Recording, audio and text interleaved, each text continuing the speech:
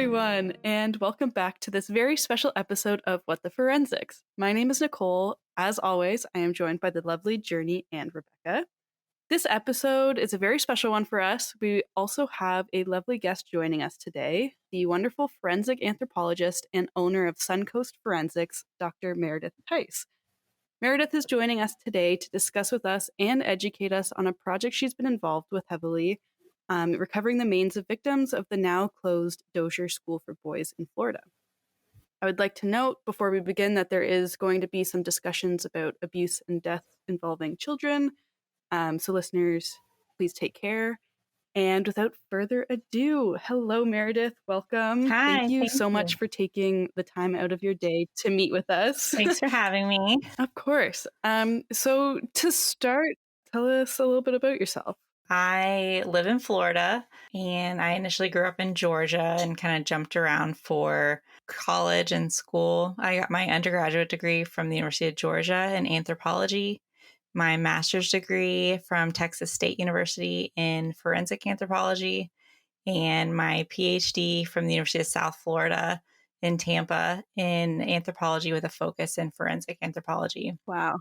And throughout my education, I had the opportunity to do different internships and work at different places to broaden my exposure and gain experience in different areas of forensic anthropology. So the project we're going to talk about today is a project I worked on while a student at the University of South Florida as a PhD student. Okay. So was this a part of like your education, or did you just join onto it as kind of an addition to your education, if that makes sense? So while I was going to school at the University of South Florida as a PhD student, I was also the lab manager for the forensic anthropology lab at USF. Okay. And in that role, we would work with law enforcement regularly doing skeletal recoveries, burial recoveries, and then also doing forensic anthropological analyses for cold cases and also active cases of unidentified remains or skeletal remains where there might be trauma. And this was a project that my professor, at the time, my advisor, she was really the driving force behind this project. And she was the one that found out about it and really fought to get permission to do a survey and ultimately do recoveries at the school. So we, as students, helped throughout the project, both in the lab and in the field. And I was responsible for helping to organize the project, helping to ensure all the excavations were done thoroughly, all the documentation in the field, and then also was responsible for ensuring that we took DNA samples from all the remains that we did recover after returning to the lab. Wow. That is so cool. That's so fascinating. I love that your professor was like the driving force of why this uncovery happened, like why we know this piece of history now, just because she just wanted answers for people. That's amazing. She did. She had some experience previously in like different human rights contexts internationally. And so that was kind of one of her passions. And so she took this on, and it was really crazy that it was just within driving distance from where we lived. But yet it was a very like human rights driven effort, I would say. So yeah, so we worked on it for several years. Was there a lot of knowledge on the site before you guys started the excavation? Like the public knowledge of what had happened, or did you help expose that? So maybe I'll just start kind of giving a little history about the school, and then we could go into like how the project started. Does that sound good? Yeah. Yeah, that's perfect. Okay. So the project that we worked on was at the Arthur G. Dozier School for Boys, and that was the name that it was given at the end, at the time of closure. And the school opened in January of 1900. The state of Florida decided that it needed and wanted a place for essentially children under the age of 21, a place for them to go outside of the prison system. So if they were in trouble, needed to be placed somewhere, they didn't want to put them in the prison system. And that's because at the time, prisoners were included in the convict lease system. So they were rented out, and the state of Florida was paid for their labor at farms, all different types of industries. So they wanted to separate children from that, which makes sense. So it's basically a reform school, and children were committed there for criminal offenses, so theft and murder. But we later see even minor offenses like dependency, incorrigibility, things like that. And we also saw that there was records of orphans for the state of Florida, as well as wards of the state were sent there as well. Oh, wow. It changed names throughout the years. It started as the Florida State Reform School. It changed in 1914 to the Florida Industrial School for Boys, and then the Florida School for Boys, and then the Dozier School for Boys. Each of those names corresponded to different eras of the school and different controversies of the school. Fascinating. So essentially, the reform school, the state of Florida put out to the state for different cities to bid and basically to provide land and also funding in order to build the school. So the city of Marianna is where the school was, kind of still is located. And that's essentially about an hour west of Tallahassee, Florida, which is the capital of Florida. They won the bid by offering 1,200 acres and $1,400 to build the school. And at the time, it was decided that the school would be paid $50 per child by the county that sentenced the child there. So that would be their income in order to pay for housing, food, and things like that. But the school, very soon after opening, so 1906 and 1907, decided that they weren't getting enough income, nor did they have enough kids because counties were having to pay this money. And they wanted to basically be more of an income-driven school. So they changed the sentencing term to 21 years or determined by the court. So the court could decide differently as opposed to the previous sentencing, which was anywhere from 6 months to 4 years maximum. Wow. They also eliminated the fees the county paid. That is so crazy. It is. The school made profits on products and the boys' labor, and basically they reinstated the convict lease system for some of these boys. And by 1913, there's records of the school making over $3 million in convict lease from renting these kids out as young as 10 years old. Wow. Yeah, so it changed very quickly. That is ridiculous. Yeah, to these good intentions. And essentially, they decided they needed more labor. So they made it easier for these counties to send kids. But basically, the school from the very beginning was known to have abuse going on. So as early as 1901, so 1 year after it opened, there were reports of kids being chained to the walls, brutal whippings.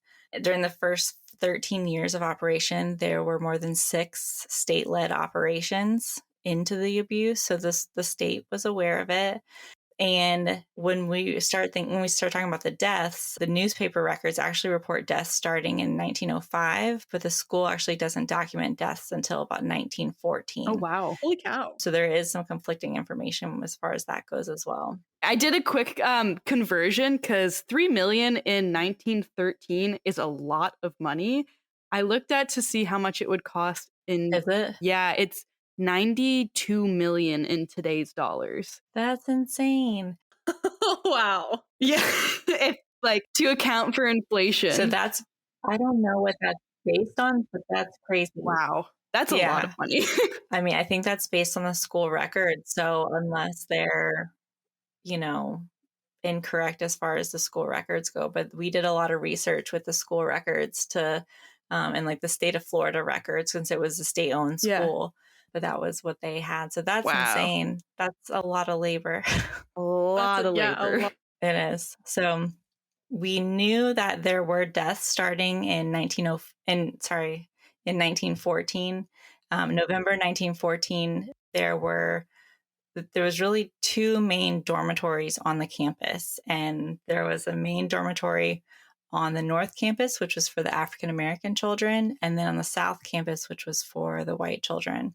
And on the white side, it was a 3-story wood dorm.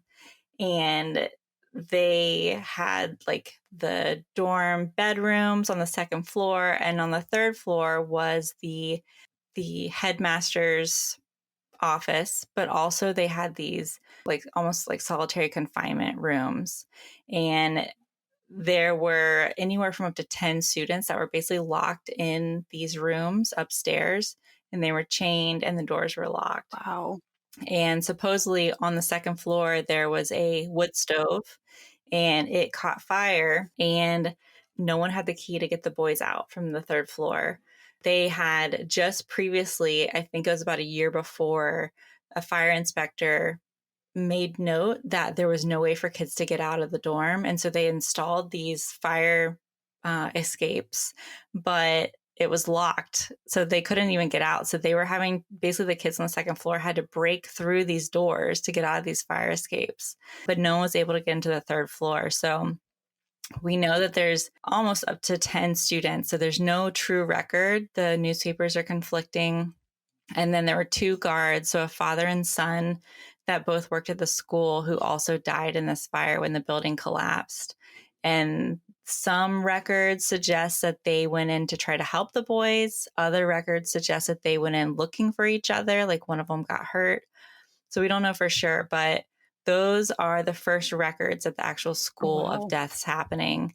And I'll talk about later, but we actually did find those burned remains when we were doing our excavations. Wow. But that was kind of some of the first evidence of kids being locked up in chains. And all of these reports throughout the history of the school, the state of Florida was aware that a lot of this was happening. And even in the late 1960s, the Florida governor went to go tour the school. And I have a quote from him. It says, "If one of your kids were kept in such circumstances, you'd be up there with rifles." Wow. Yeah. And that gives me chills to think about him saying that, because, Yeah. I mean, but the school stayed open. So it's just crazy. That's so crazy. Like, he could have done something about it, like being in the position of power Absolutely. he was, or at least could have aided in getting something done.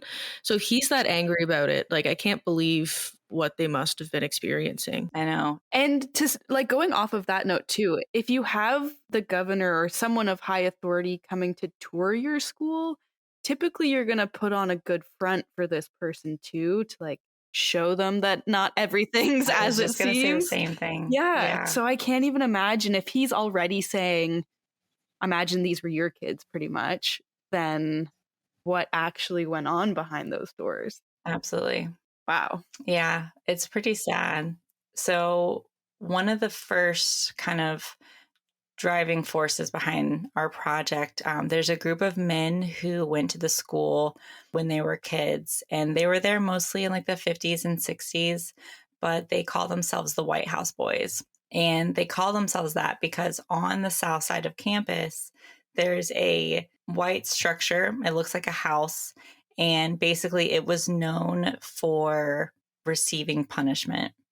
And kids would be sent there to this White House, and it's still standing today. So we went inside it, and it was horrifying. Essentially, it's all concrete. There's a center hallway, and then there's like little, essentially jail cells on each side.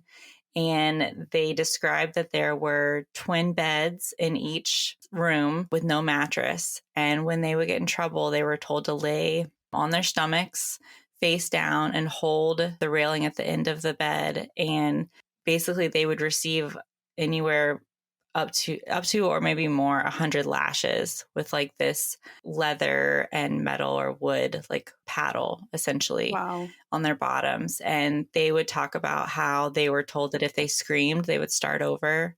And they said there'd be blood all over the rooms. They would have to go to the infirmary after to get their pants pulled out of the lacerations. And I mean, these are kids, and I'll talk about it in a minute, but we found records of kids as young as 6 years old being sent to this school. So I can't even imagine kids that young. That's heartbreaking. Yeah, that's just heartbreaking. It is. I can't even imagine being the person inflicting that on the boys, though, because to think of the boys having gone through this, there has to be someone on the other end of that lash or that strap. And like how Yeah. cruel they have to be to do that. How are you a human? I know. And you can do that. Yeah. Wow.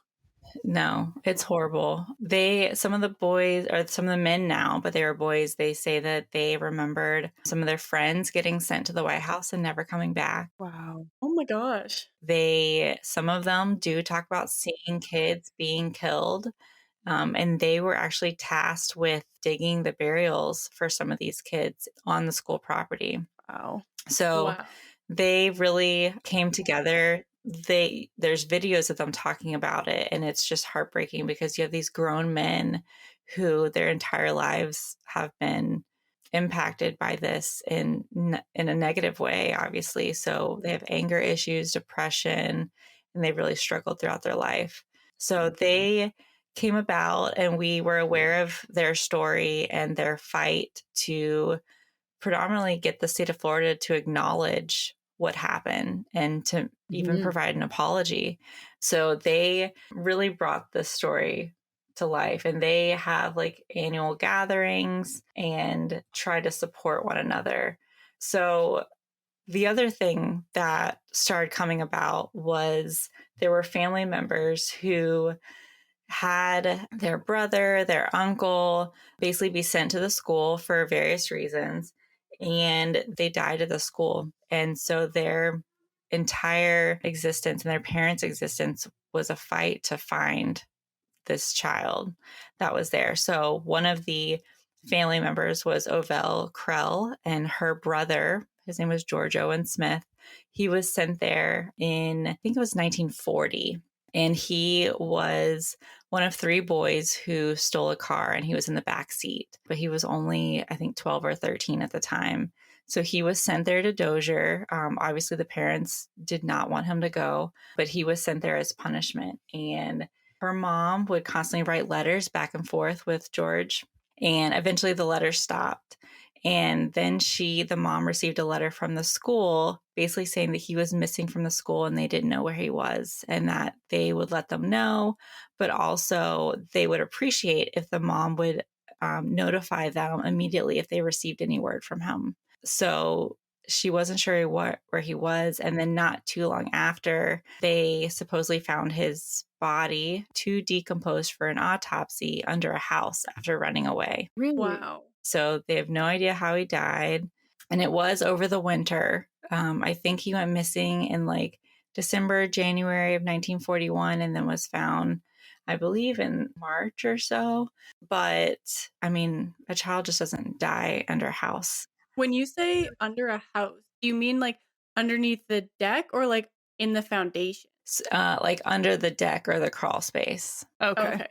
So not like Built into not the like house. murdered viciously, but Yeah. Okay. so I've talked to actually a couple people that grew up in this town, and they talk about hearing sirens and dogs and knowing that that meant that a boy ran away. And so they would see like people searching essentially just like it was a prison, but they're looking for these little kids. Wow. And so it's just crazy to think that they grew up with that, but that was normal to them because their parents or, family members worked at the school. It was a source of income. And that was part of the reason that this city fought to have it in their town. So Yeah. Oh, yeah. anyway, so she was one of the first family members to come forward. And then we had another family member, the gentleman who contacted us, his dad and uncle were sent to the school in 1934 and charged with malicious trespassing. And only 34 days after arriving, his uncle died of pneumonia. Wow. And they said that it was a possible cause of anemia at the age of 13. So the school insists that Thomas, the boy that died, was sick upon arrival, but based on the gentleman that we spoke to, and he said his dad insisted that his brother was not sick when they arrived. Mhm. So we don't know exactly how he died, but he was fighting to find his uncle as well. So similar situation to George Owen Smith, to where the family actually went up to the school. They had to rent a car, they had to borrow a car from their local church, and they drove up to get his body. And she remembers being walked somewhere. She was a young girl at the time, and they showed her a burial that had already taken place and said, "Oh, he's here. He's already buried." Wow. Essentially, you can't take him. Wow. Yeah, That's horrible. it is. So they fought to try to find him and try to bring him home, and her parents were never able to. So she was very important in this project to help, from a family member's perspective, to help push it as far as trying to locate where these graves were. It's amazing that you do have that family push and drive, that there were still family members that cared. Absolutely. Yeah. Yeah. I mean, I think it made a big difference because it wasn't just us as researchers wanting to go in and dig up this cemetery. Yeah. You actually had family members that were looking for their loved ones. So I think it made a big difference. Yeah. When we started the project, we had found records that the state of Florida insisted that there were 31 boys that had died at the school and were buried in a school cemetery. So there were more boys that had died at the school, but some of those records suggest that they were either sent home to family members or buried in local cemeteries and things like that. But they on record of 31 boys being buried at the school. And so we actually went up to Tallahassee to the state of Florida archives, and the school had these huge ledger books, and essentially each row was a student that was admitted to the school, and it has their name, their age, where they were born, their parents' name. It has their offense, and then it has the date they were committed and the date that they were to be released. And so some of the ages are anywhere from, we found 6 years old, 10 years old, 12, a full range. There actually were some kids from Alabama and Georgia as well that were sent there. So from neighboring states. And most of the boys that we found were basically sentenced to until the age of 21. Wow. So just a blanket, no matter what their offense was, until the age of 21. So if they were convicted of, or say it was actually murder or something more serious, then they may actually be released to the prison at the age of 21. Okay. But most of them were just sentenced to the age of 21. Well, you were saying when we last met briefly that like kids just trying to provide for their families and maybe just being caught stealing a loaf of bread. Absolutely. Yeah. Getting sent to the school and then just suffering through that. That is so horrific. I'm sorry you had to experience that, but I'm also like glad that you were a part of that and like uncovering this story. Yeah. I mean, it was definitely, so back then I was, a PhD student. I was young and single, and it was amazing to be a part of. But now that I'm married with 2 kids and I have 2 boys that aren't quite this age, I have a 3 and a 5-year-old, but trying to imagine my little boy going to a school like this is just horrifying, like nightmares. And even today, when I go back and watch the White House boys, like some of those men talking about their story, it just affects me differently now that I'm older and have kids. So I can't imagine what the families and the parents of these kids are going through. Now, granted, some of them may not have had that support network at home, but I think many of them did. They may just have been in a lower socioeconomic status and trying to help their families, or, maybe deviant for, which is typical young of boys little boys. Being young boys, yeah. Exactly. So it is pretty devastating to think about what these families went through, and obviously what the boys went through as well. So the school, based on the ledgers that we found about 100 deaths that actually happened at the school between 1914 and 1973. And those were boys aged 6 to 18 years old. And then the 2 adult staff members that died in the 1914 fire. But most weren't reported to the state. Most didn't have death certificates. And a lot of them had an unknown cause of death from what we could find on the records. But like I said, there were 31 boys that were buried at the school on their records. 45 were shipped home. 22 had no indication of where they were buried. There were about 8% of those that died following escape attempts. Maybe a quarter of them died within the first 3 months at the school, and maybe half of those were within the first month. So it's just interesting, kind of, you would think that this information would have come to light earlier. Mm-hmm. When we did this research, and we knew of one cemetery that was actually marked at the school. So, and that cemetery was called Boot Hill Cemetery, and it was just north of the school, on top of a hill. And we even talked to some former students who said they remembered looking at the dining hall, and you could actually see the cemetery up on top of this hill. So now there's a lot of pine trees and stuff like that, and it's very full. But obviously 50 years ago, 50, 60 years ago, it probably looked very different. But on that hill there, when we arrived, there were 31 white crosses, basically placed in nice, clean rows.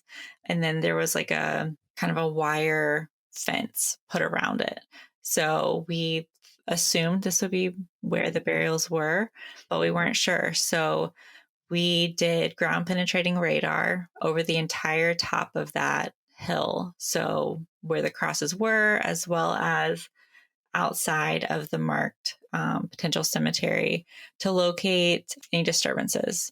So for anyone that's not familiar with ground penetrating radar, it's basically looks like a big stroller, and you push it and it's sending radio waves down into the ground, and it's going to give you an indication on the screen if there's potential disturbance in the ground.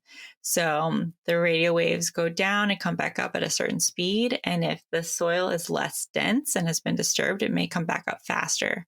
So you're going to see that disturbance. So it's not going to show you what's buried, but it'll show you that something possibly would be buried. When I think of ground penetrating radar, I always think of like you put your little stroller across and then the skeleton's right there and you see it. I wish. Yeah. That would make our life so easy. No, it's actually, some law enforcement agencies and universities have them, but it really takes a lot of training and experience to really know how to read them. So a lot of times we rely on like private consulting companies, like geology companies that do it full time. But we were able to use that, and we found, based on that, about 55 areas that we wanted to excavate. And that was based on the disturbances in the soil.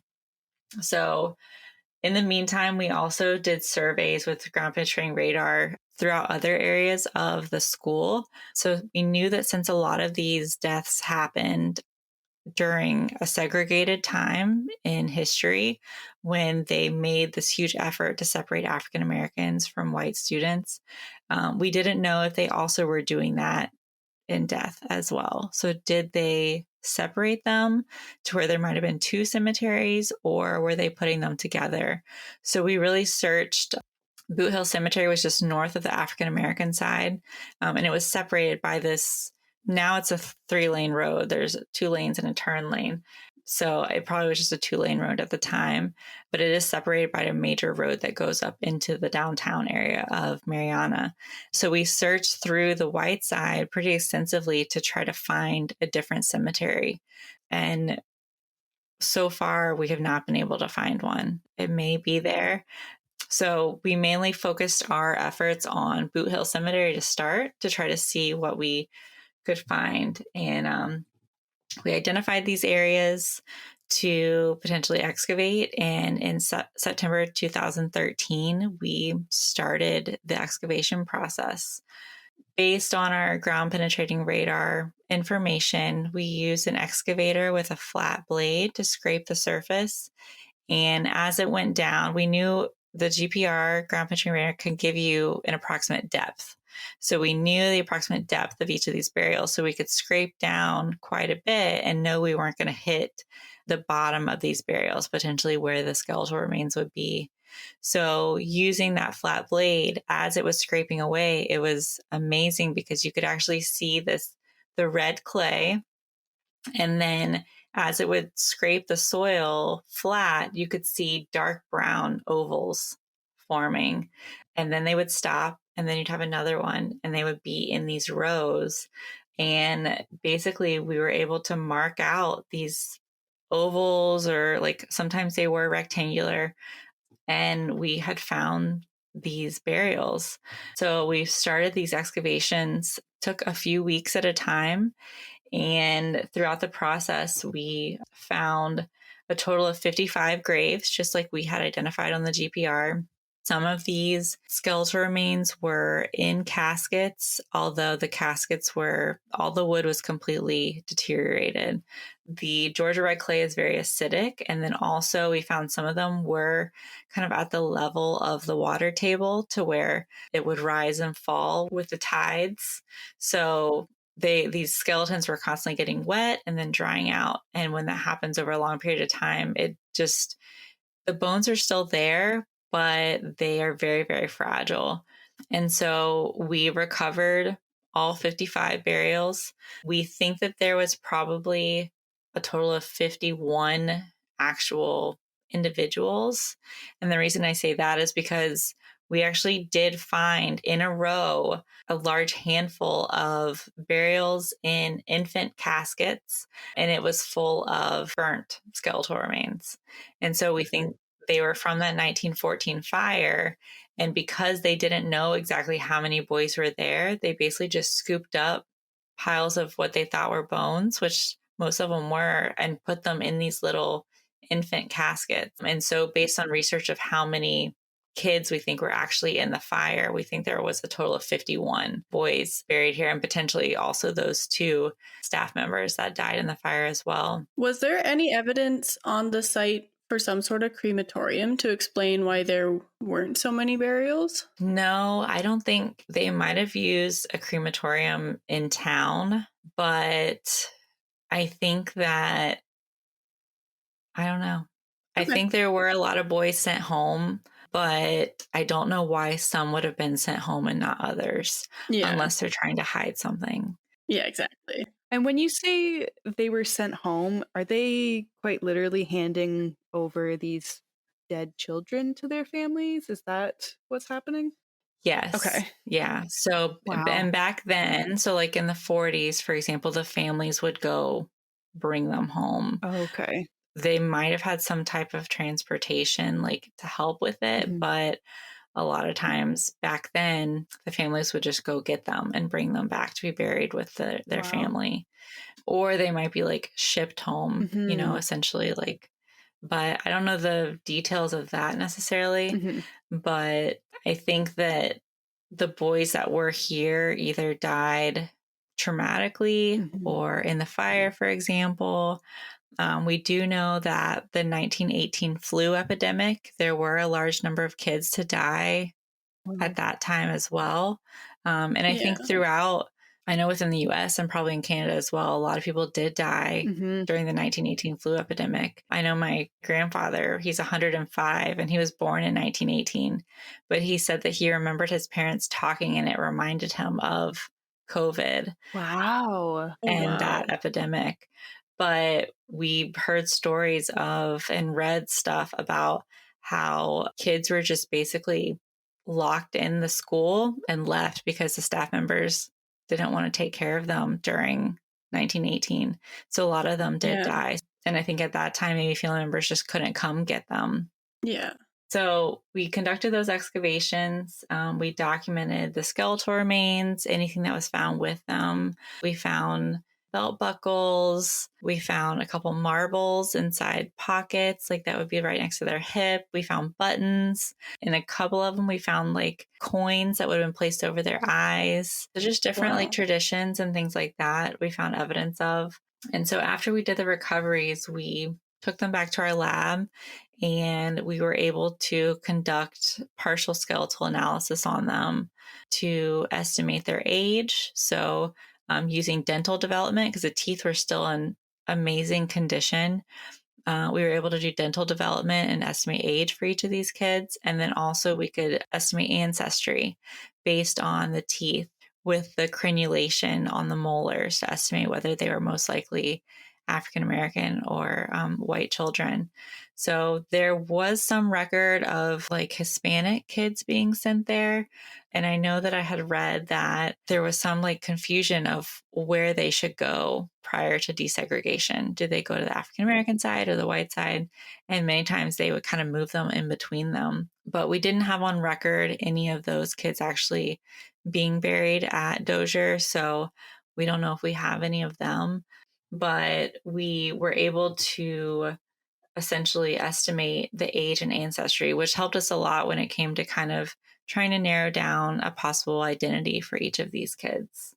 Yeah. It's quite, I don't know if fortunate's the right word, that they were between the ages of 6 to 21. So, like, their skulls aren't fully developed so that you can actually differentiate between ages with their teeth as well. Absolutely. To kind of help. It helped to, because if you had like a normal male prison and they're all adults, being able to distinguish one from another would be very, very difficult. Yeah.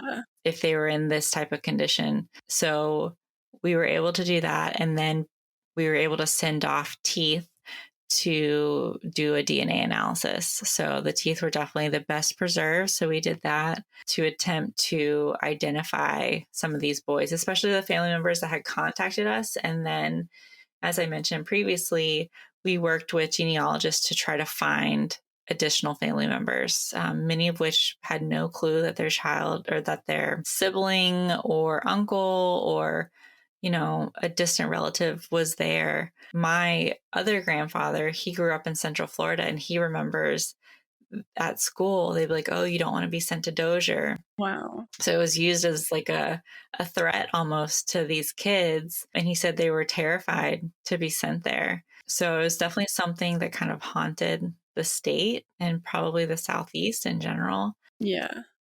I know you mentioned earlier that some kids were orphans there. So was not every kid like a quote unquote criminal? Yeah, I there? think they used the school as kind of like a boarding house as well. Just group them all together, unfortunately. So it was essentially a catch-all for the state. Yeah. So I know that there was a separate school for girls, and I don't know whatever happened to that. So initially, this school started out in 1900 for boys and girls. Oh, wow. To be sent there. And I think they realized quickly that that probably wasn't a good idea to have them together. Yeah.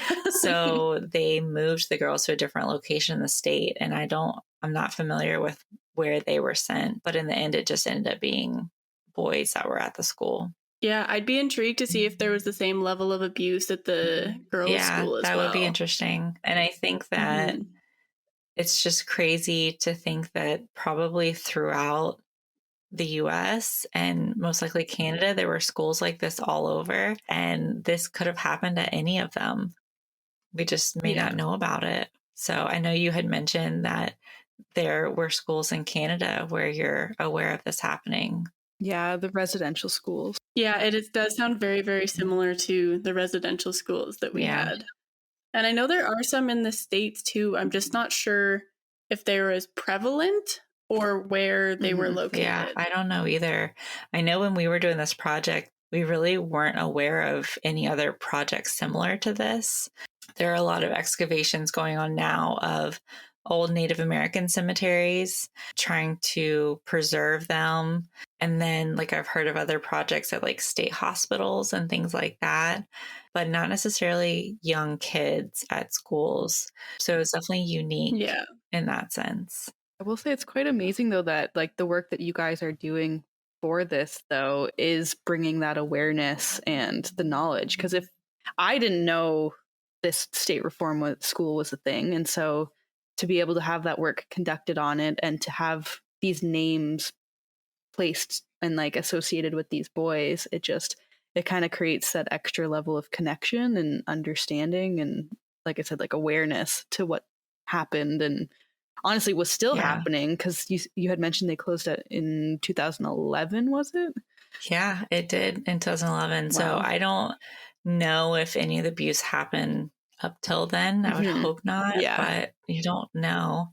It was interesting because while we felt like we were doing a good thing, which we were, when we would go to this town, We would stay there in a hotel, and then we would go out to dinner. And it was a very uncomfortable dynamic because we're going to this little town where either people that we were seeing out or their family members, their parents had worked at this school and felt pride in having a part of this school. And they felt like we were bringing a bad name to their town. So they were actually like opposed to us being there. Really, they felt like we were coming in to kind of destroy a reputation that they might have as a positive place. And so it was weird being there. I mean, maybe if you're going internationally, you could experience that as well. But especially in the US, it wasn't something that I anticipated kind of feeling while we were there and working.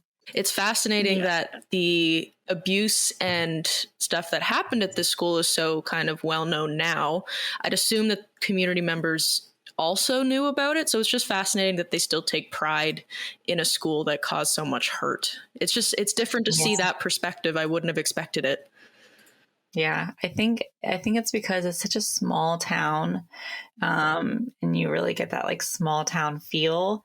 But that was really their biggest industry that they had there, and so it was weird because you didn't really feel welcome in the town. So just a weird dynamic, but in the end, as of a few years ago, we had located about 17 different family members. And that was, like I said, through genealogy, word of mouth, things like that. And of those, with DNA, we were able to positively identify 8 of the boys that we recovered, 2 of which were the 2 family members that I had mentioned, George Owen Smith and Thomas Farnadoe.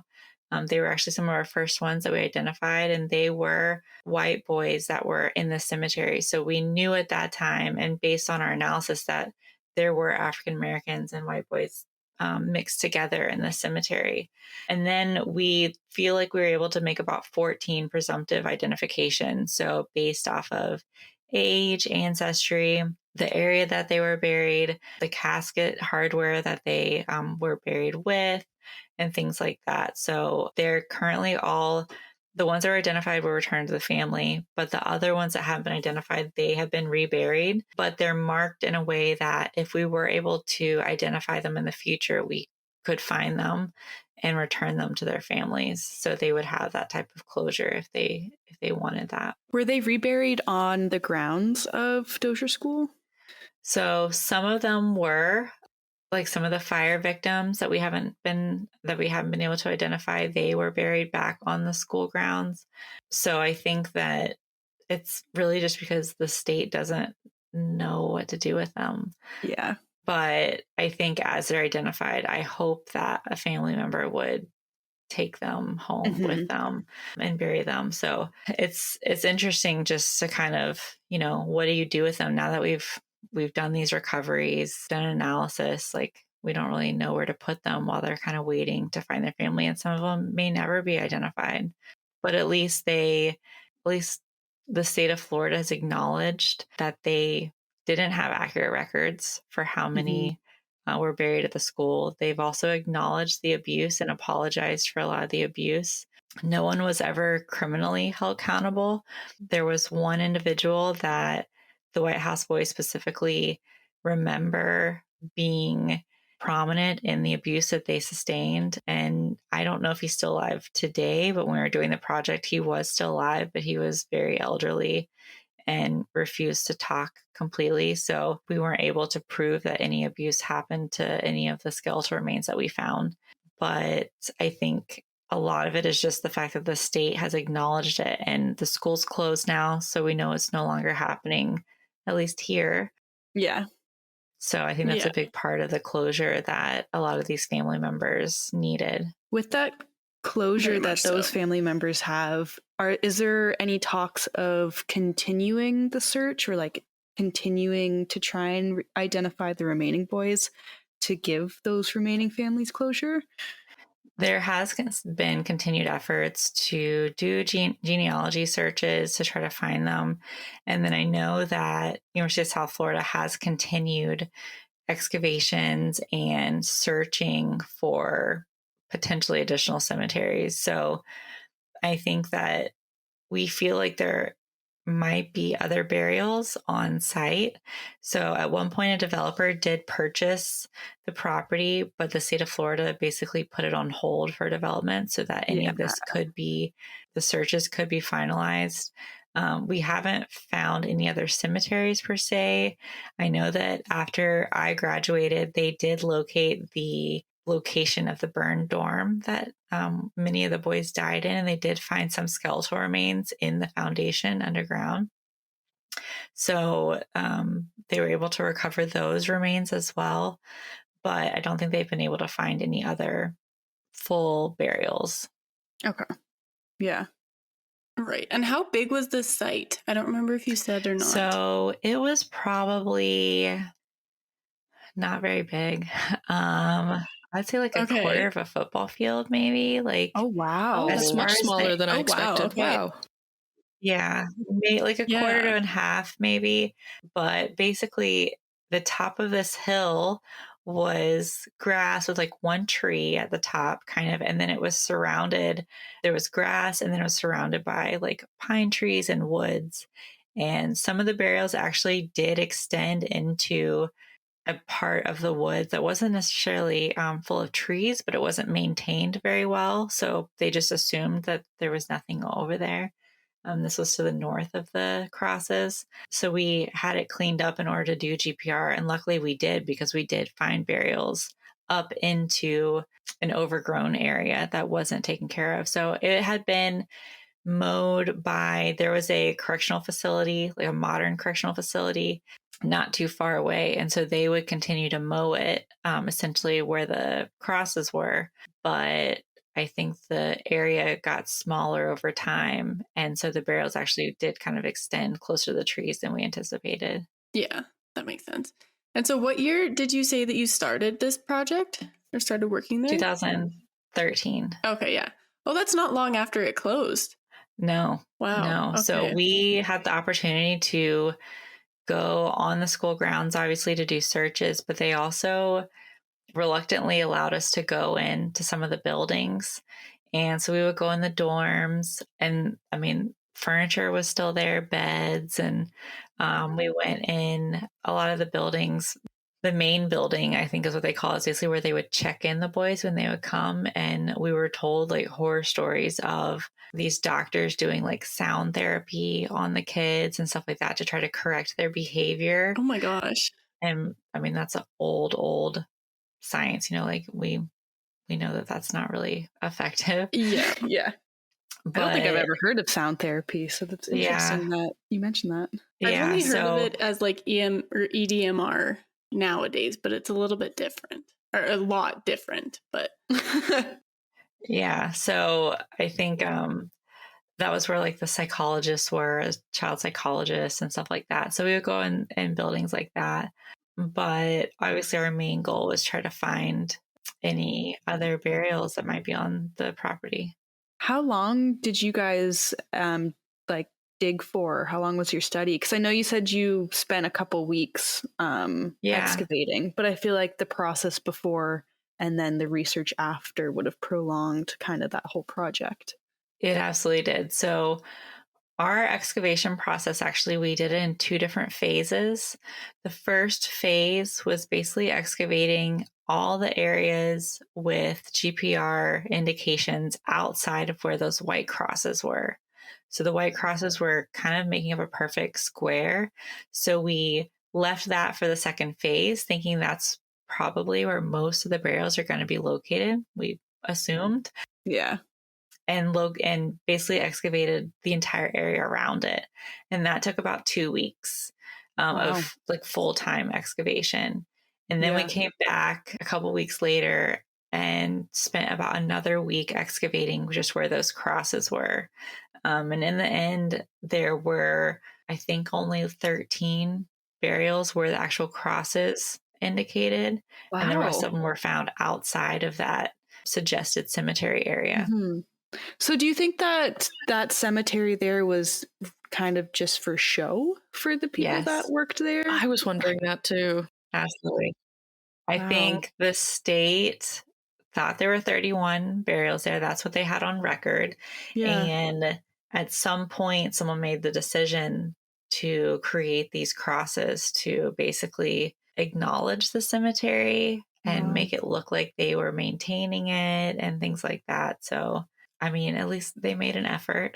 Yeah, I guess. Yeah. That's so heartbreaking. Yeah. So I know that they have created a memorial also around the White House. So as of 2023, actually, January 2023, so last year, there was a memorial created and it was placed basically around the White House. So, and it's these statues of boys that were there, kind of commemorating the boys that were there. And then there's discussions on other monuments to be constructed, one on the campus of the school, and then also one on the state capitol to acknowledge the school. Mm-hmm. But I think that it's a part of history that, you know, we don't necessarily want to remember. Yeah. So it's just, it doesn't have any positive light to it. So I think the state has made efforts to acknowledge it and to apologize. So that's really what matters. Yeah, it's definitely a painful part of history, but I think it's amazing that they did make an effort to memorialize the victims of this school. I think that's really important. Yeah, absolutely. And then just kind of lastly, I know we kind of briefly touched upon it earlier, but what would you say was the most challenging or rewarding aspect of, you know, working on this project, being a part of that team and undergoing everything that you did in that process? So I would say, as far as the most challenging, it was definitely searching for families. Mm-hmm. We had to get outside help from genealogists, law enforcement, detectives to try to help us search through different ancestry resources and try to find family members to provide reference samples. So I think that was definitely the hardest part of it. I didn't play a large role in that aspect because I was tasked with actual excavations and analyses of these remains. But you know, the whole time we're hopeful that they could find more families. Yeah. So that was definitely the most challenging part. As far as the most rewarding, while we were there, we did have some of the family members come out to the cemetery to observe the excavations and the process, and just the gratefulness that they showed, because their entire lives they've dealt with this horrible memory and really this hope for answers. So the fact that they were finally getting it, I would say that's the most rewarding. I mean, I think for most of the forensic sciences, you do it for the victims and for their families. And so that it's different because most forensic anthropology cases that I work on, you don't interact with the families. Yeah. But this is one of the rare instances where they were there and they observed it, and just they were so grateful for us to be there and for our efforts. I'm glad that they got that sense of closure, because I can't imagine the years they spent wondering and just creating every possible scenario. Absolutely. But to have those answers, I hope it healed them a little bit, and I hope they are doing okay. Yeah. Me too. Yeah. But thank you so much for this discussion and coming to join us. It has been deeply enlightening, deeply thought-provoking, and we are so appreciative that you have joined us today. As deep and dark and sad as the history of the school is, it is amazing to see that, you know, names are being placed to these boys and they're not just lost in kind of the sea of everything. And thank you for teaching us about that firsthand experience that you had to go through with the project to uncover these victims. For our listeners, if you do want to learn more about Meredith's work, make sure to check out her Facebook and Instagram, both at Suncoast Forensics, or go right to her website at suncoastforensics.com. You specialize in forensic training and consulting services, right? I do, yeah. Yeah. Okay. So there are lots of in-person training options. There's online e-courses.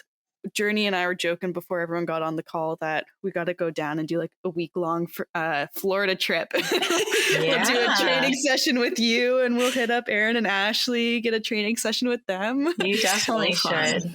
Right? Dig in the sand and the sun just for some skeletons. Yeah. Three of my favorite things. Honestly, it sounds like the best vacation. But again, thank you so much. For our listeners, you probably know already where to find us all, but we are Instagram, YouTube, and Facebook at What the Forensics, our Twitter or X at WT Forensics PC, website whattheforensics.ca, and next episode, we will actually be having a discussion on the Atlanta child murders and behavioral analysis. Thank you, everyone listening, for joining us. Thank you, Meredith. Again, this is like the 50th time I've said it, but we are just so thankful that you are joining us. We hope that everyone enjoyed it, and we will see you next time. Bye. Bye. Just a reminder to everyone that we are not professionals in the forensic science field. We are just interested in forensics and want to share what we are learning with our listeners. We're trying to give you the most accurate information, but we are human and can make mistakes. Thank you so much for listening, and we hope to see you next week.